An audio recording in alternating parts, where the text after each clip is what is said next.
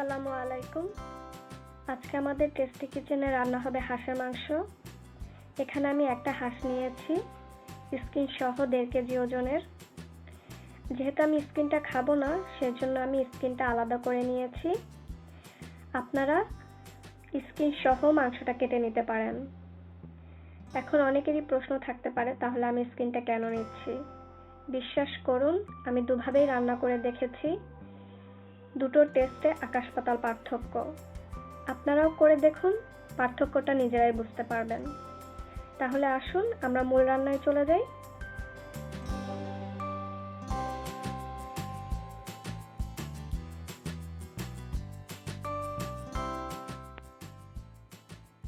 প্রথমে একটি গরম হাঁড়িতে তেল দিয়ে দিব। এরপর এতে গরম মশলাগুলো দিয়ে 1 মিনিটের মতো ভেজে নিব। গরম মশলাটা ভাজা হলে এরপর এতে পেঁয়াজ কুচি এবং কাঁচামরিচ দিয়ে পেঁয়াজটা হালকা বাদামি রং হওয়া পর্যন্ত ভেজে নিব।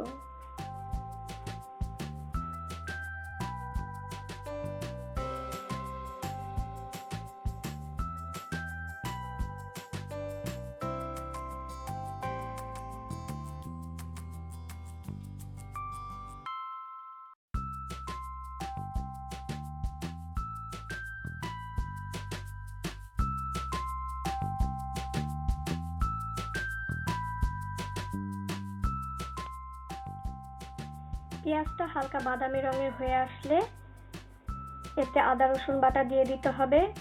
এরপর এতে গুঁড়ো মশলা, হলুদ, ধনিয়া, জিরা, মরিচ গুঁড়ো দিয়ে দিতে হবে। সাথে আমরা অল্প পানিও অ্যাড করে দিব। পানিটা দেওয়ার কারণ হচ্ছে যাতে মশলাটা পুড়ে না যায় এবং ভালোভাবে কষাতে সুবিধা হয়।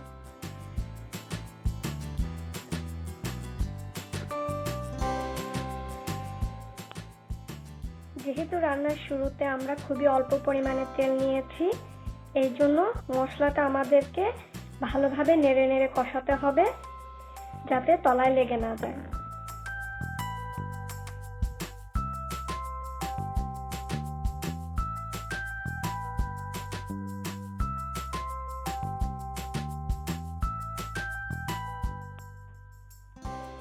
যখন দেখবো মশলা থেকে তেলটা আলাদা হয়ে গেছে, তার মানে বুঝবো মশলাটা খুব ভালোভাবে কষানো হয়ে গেছে। এই পর্যায়ে আমরা হাঁসের মাংস এবং স্বাদ মতো লবণ দিয়ে দিব। দিয়ে সবকিছু খুব ভালোভাবে মিশিয়ে নিব।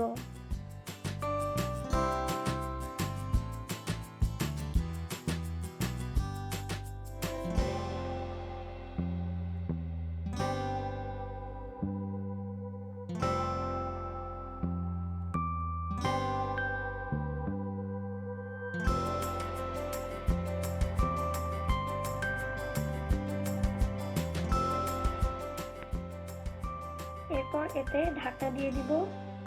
ঢাকনা দিয়ে মিডিয়াম আঁচে 30 থেকে 40 মিনিট রান্না করব।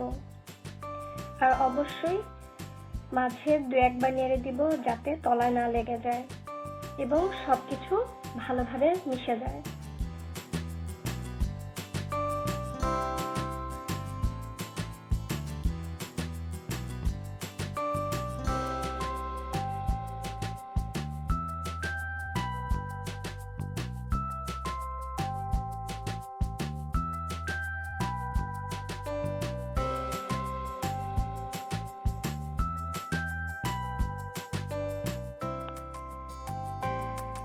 প্রায় 40 মিনিট কষানোর পরে আপনারা দেখতে পাচ্ছেন মাংসে কি পরিমাণ তেল উঠেছে।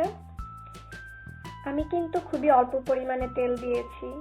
এই পুরোটা তেলই এসেছে মাংসের স্কিন থেকে। সেজন্যই আমি আপনাদেরকে বলেছি আপনারা স্কিন সহ রান্না করে দেখেন, তফাৎটা আপনারা নিজেরাই বুঝতে পারবেন।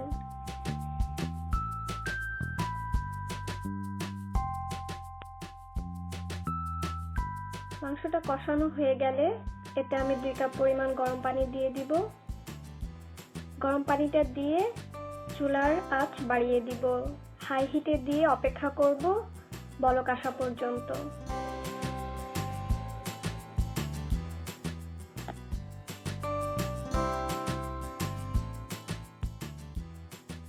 মাংসে বলক চলে আসলে আমরা আঁচটা মিডিয়ামে দিয়ে দিব এবং ঢেকে দিব। ঢেকে দিয়ে 10 মিনিট রান্না করব।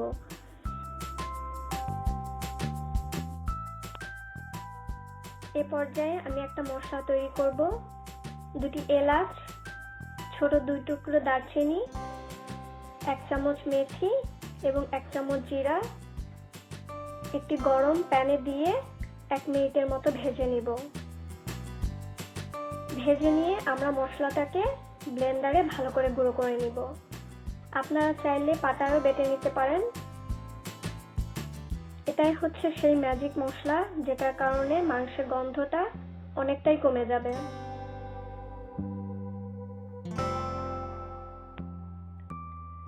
দশ মিনিট পরে ঢাকনা খুলে মাংসে এই ম্যাজিক মশলাটা দিয়ে ভালোভাবে নেড়ে দিব। তারপর ঢাকনা দিয়ে আরো 15 থেকে 20 মিনিট অল্প আঁচে রান্না করব। 15 থেকে 20 মিনিট পরে আপনারা চেক করে দেখবেন আপনারা কতটুকু গ্রেভি চান। আপনারা চাইলে আরো কম সময় রান্না করতে পারেন অথবা চাইলে আরেকটু বেশি রান্না করতে পারেন আপনাদের ডিজায়ার্ড কনসিস্টেন্সি পর্যন্ত।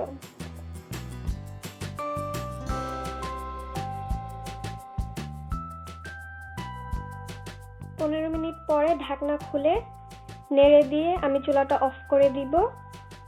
আমার রান্না শেষ। যদিও এখানে অনেক ঝোল দেখা যাচ্ছে, কিন্তু চুলাটা অফ করার পরেও ঝোলটা কিন্তু অনেক টেনে আসবে। সেজন্য এই জিনিসটা আপনারা মাথায় রাখবেন যে গ্রেভিটা কিন্তু অনেক ঘন হয়ে যাবে যখন মাংসটা ঠান্ডা হবে।